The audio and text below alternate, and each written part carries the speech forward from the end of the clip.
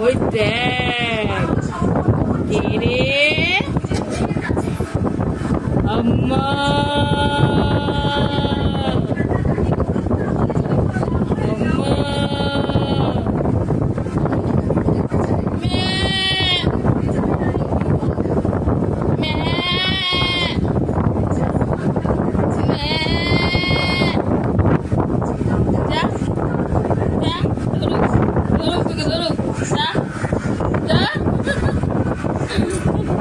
তাহলে ঘুমিয়ে যাও